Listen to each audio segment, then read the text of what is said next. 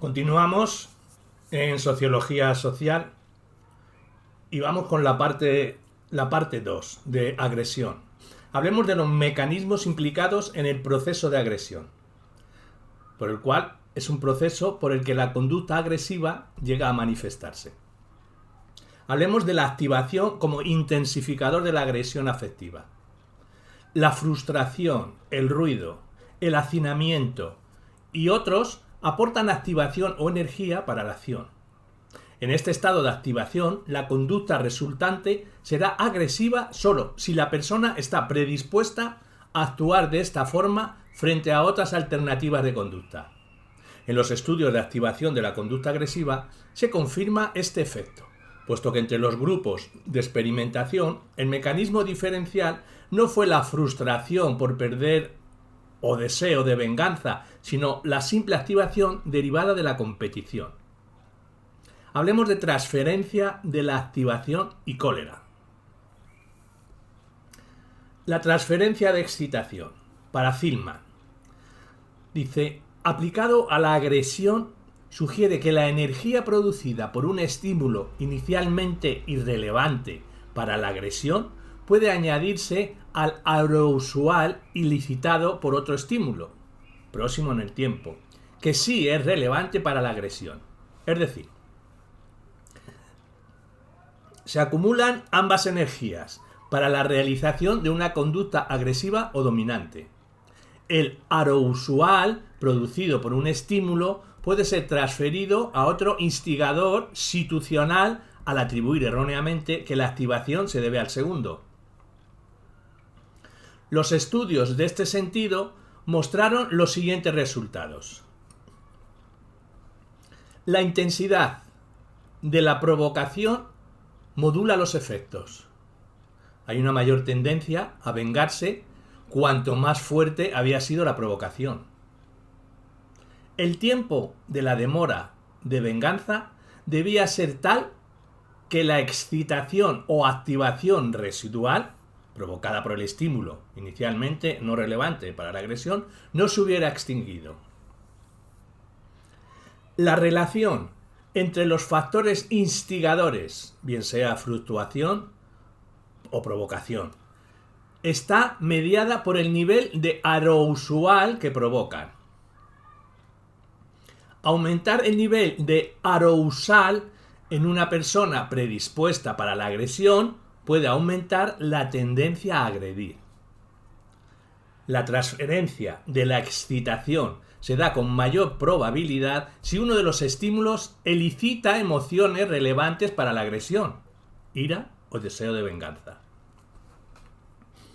Hablemos de cognición y emoción en la transferencia de excitación.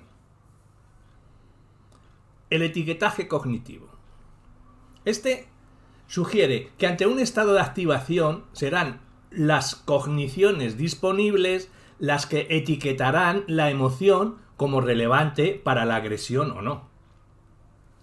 Defiende que la condición que facilita el efecto de la transferencia de excitación es que debe ser etiquetada como emoción negativa, consecuencia de una provocación, ignorando la principal fuente de excitación. Incluso en situación donde se somete a una segunda fuente de activación a una persona que ya ha recibido un ataque interpersonal que desencadena enojo o ira en la persona, la transferencia se producirá solo si los mecanismos cognitivos o emocionales que acompañan a tal activación son relevantes para la agresión. Si se atribuye la excitación a la provocación, la activación es etiquetada de cólera y aporta energía a conductas agresivas. Si se atribuye a una causa no relevante, la conducta agresiva será menos probable. La cólera en la transferencia de excitación. Hablemos de ella. Es una perspectiva complementaria a la anterior, que prioriza la relevancia de la emoción en la transferencia de activación. Propone que el etiquetaje no es una condición necesaria para que la excitación provocada por un estímulo irrelevante se experimente como cólera. La propia emoción de cólera actúa como fuente de información. Según esta perspectiva, la experiencia de cólera podría ser una guía a las personas en la interpretación de sus causas, en la atribución de culpabilidad y una elección de respuestas oportunas. Como fuente de información para aclarar el significado de situaciones ambiguas. Para interpretar aquellas interpretaciones, valga la redundancia, en intenciones desde una perspectiva hostil. Y algunos autores consideran la cólera como una respuesta emocional, expresada física, emocional y comportamentalmente, desencadenada por mecanismos puramente asociativos. Por efecto de condicionamiento clásico, incluso en ausencia de etiquetaje, la respuesta de cólera está asociada a respuestas relevantes para la agresión. Hablemos de motivo, el motivo de venganza. Los pensamientos rumiativos y la idea de vengarse van acompañados de una fuerte sobrecarga emocional que activa los aspectos relevantes para la agresión. En este estado, la persona está orientada a conseguir reconocimiento y compensación, una meta de retribución. El motivo de venganza es la consecuencia de que el perceptor atribuya responsabilidad y o intencionalidad al provocado, de que experimente ira y de crea que el acto de venganza es posible y está pendiente. Hablemos de mecanismos cognitivos y motivacionales. Los procesos atributivos contingentes a un ataque interpersonal son los elementos determinantes de la experiencia de arousal cólera y de los deseos de agredir. Creencias en un mundo hostil. Hablemos de ello. Las creencias que expresan desconfianza y percepción del mundo amenazante. Las personas van a lo suyo y no puedes esperar nada de nadie. No puedes fiarte de nadie o te decepcionará. Estas son las creencias en un mundo hostil. Para las creencias en un mundo justo. Las experiencias de las personas son consecuencia de sus actos. Desencadena procesos de justificación y aceptación de la violencia, con un consentimiento social de la agresión. Cada uno tiene lo que se merece. Para unas creencias normativas o normas sociales. Estas son creencias aceptadas socialmente, por las que se transmite la aceptación y aprobación de la agresión. Puede ser adecuado en unas culturas, inaceptable en otras. Ejemplo, creencias que defienden la legitimidad de la venganza personal. Para unos esquemas procedimentales. Estos actúan como scripts o guiones de acción. Ofrecen información sobre las formas adecuadas de enfrentarse a los eventos. Indican, pues, cómo debe de sentirse una persona expuesta, por ejemplo, a la provocación, e informa de la pertinencia o no de las conductas agresivas. Y por último, para una consideración de las consecuencias futuras. La agresión puede ser el resultado de anticipar las consecuencias positivas en dos sentidos. Posibilita el logro de beneficios y el éxito en la competición. Y satisface el deseo de venganza. Ejemplo. Reforzar autoestima amenazada. Despertar respeto y temor después de haber experimentado humillación. A continuación hablemos de los mecanismos grupales instigadores de la agresión. Las relaciones entre grupos son con frecuencia conflictivas. Sin embargo, la tendencia a resolver conflictos de forma agresiva no es una característica que defina las relaciones intergrupales, sino que está determinada por la orientación dominante del grupo hacia la violencia. Hay una tendencia a considerar o no la violencia como alternativa de respuesta. En grupos donde la violencia es valorada, ejemplo, bandas juveniles, grupos terroristas, se crea una atmósfera social en la que las prácticas de agresión intergrupal son habituales. Hay unas dinámicas intragrupales de agresión, una agresión ejercida entre los miembros del propio grupo. Estos factores intragrupales para la agresión los podemos definir en 4 puntos. Sería punto número 1. Aquellos relacionados con la adquisición de liderazgo o de alto estatus. La pugna por el poder lleva a estrategias agresivas de coacción. Punto 2. Son aquellos que surgen cuando el propio grupo o líderes se sienten amenazados, su posición de poder por agentes externos o conflictos internos. Punto 3. Cuando la pérdida de consenso dentro de un grupo estimula el desarrollo de conflictos externos para favorecer la unidad y cohesión. Y punto 4. Cuando se percibe que desde el exterior se está recibiendo un ataque que atenta contra la integridad del grupo, sus valores o su sistema de vida. En un grupo que se define a partir de la violencia, la agresividad es un requisito necesario para el alto estatus. Los líderes sirven como modelos de acción y reforzarán la agresividad e identificación con la violencia frente a otras alternativas.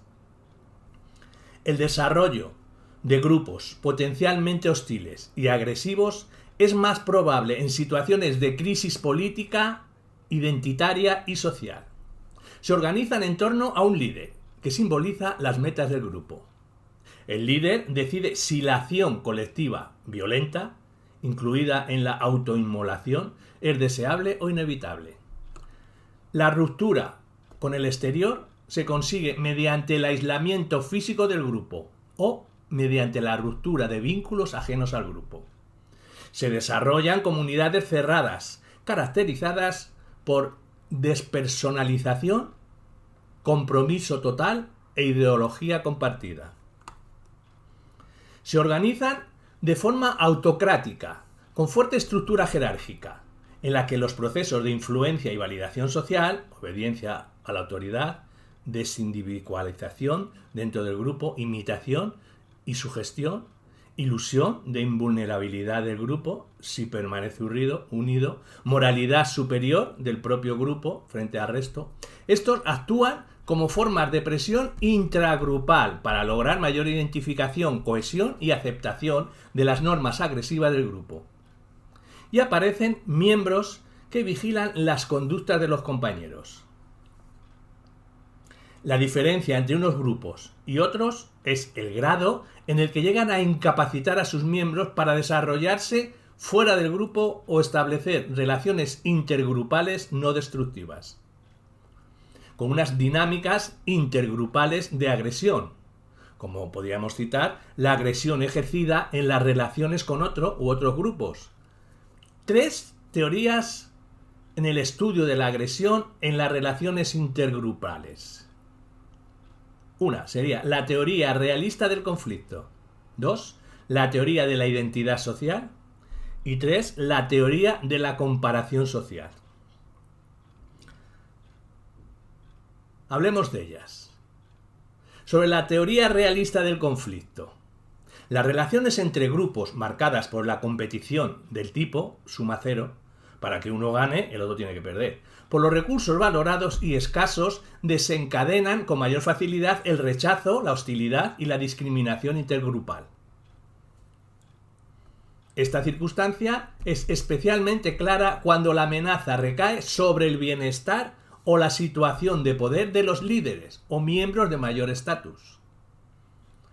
Para el punto 2, que hemos definido como la teoría de la identidad social. Los mecanismos que sirven para producir cohesión grupal pueden actuar como instrumentos de exclusión y agresión intergrupal. El favoritismo endogrupal se manifiesta en 2 tipos. En la tendencia a favorecer los miembros del propio grupo frente a los no miembros, con una consecuencia de la categorización social, y unas manifestaciones agresivas de rechazo social hacia los no miembros, consecuencia de pérdida de cohesión interna o percepción de amenaza a la identidad social del grupo. Y la última teoría que habíamos mencionado era la de comparación social. Festinger. Este identifica los mecanismos y condiciones que pueden llevar a la manifestación de acciones colectivas violentas dirigidas a cambiar la situación social. Adquieren especial relevancia en situaciones en las que aparecen desigualdades sociales. Señala el papel que pueden tener los sentimientos de ilegitimidad, injusticia, frustración, todo ello en las manifestaciones de violencia. ¿Cómo sirven a la teoría realista del conflicto? Pues predicen la agresión societal cuando los miembros de una sociedad experimentan desequilibrio entre sus necesidades o expectativas de meta y lo que consiguen. Hay una frustración sistémica debida a un descontento que produce ese desequilibrio y puede llevar a violencia sociopolítica. Existe una privación relativa, revueltas sociales que surgen cuando los miembros de la sociedad culpan al sistema político del desajuste entre el bienestar. Serían metas o expectativas en cuanto al bienestar esperado y el alcanzado. ¿Cómo sirven a la teoría de la identidad social?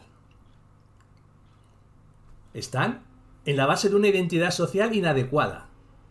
El resultado negativo de comparar al propio grupo con uno u otros grupos en una dimensión valorada socialmente produce malestar que puede desencadenar una acción violenta dirigida a recuperar una identidad social positiva. Un ejemplo, podemos citar las altas expectativas generadas por el ideal republicano francés provocan mayor malestar entre los colectivos excluidos. Y por último, hablemos de factores psicosociales de riesgo.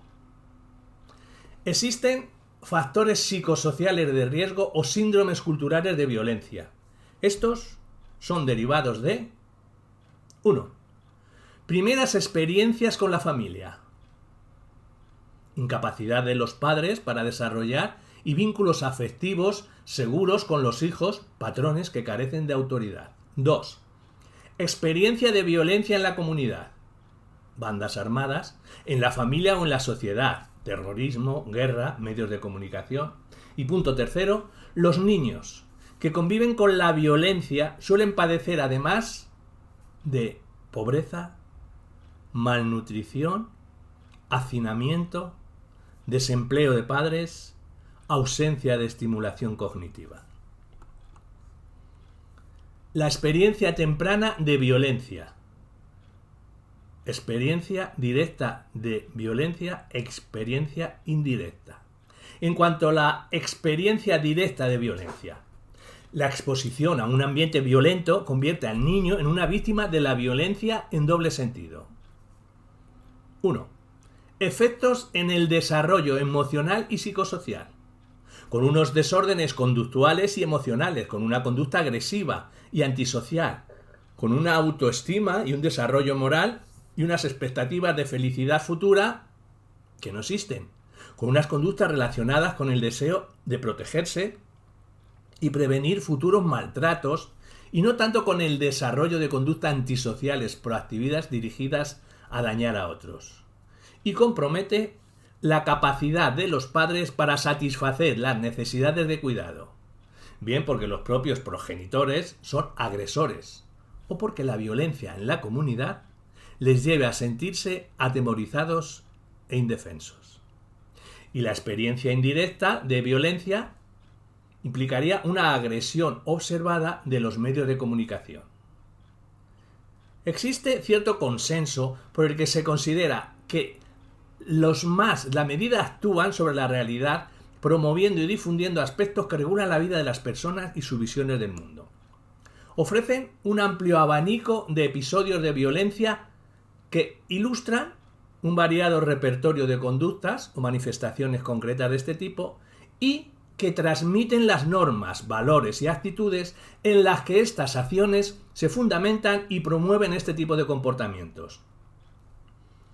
El modelado, la imitación y el aprendizaje operante son herramientas útiles para explicar que la violencia presentada en los medios de comunicación puede promover el aprendizaje de comportamientos concretos y su puesta en práctica. Además, se reduce la reacción que produciría la visión del sufrimiento de las víctimas y de los actos violentos en sí mismos. Es a pesar de ello que no se puede presuponer que los espectadores sean receptores pasivos de la información e imágenes que observan. Los efectos se reducen sustancialmente en función de la situación, naturaleza real o ficticia de las imágenes, que rodea la exposición del marco cultural, promueven o no el uso de la violencia en el que se produce, con unos resultados. Los medios de comunicación pueden, en determinadas ocasiones, fomentar la violencia y las normas, valores y actitudes que la sustentan.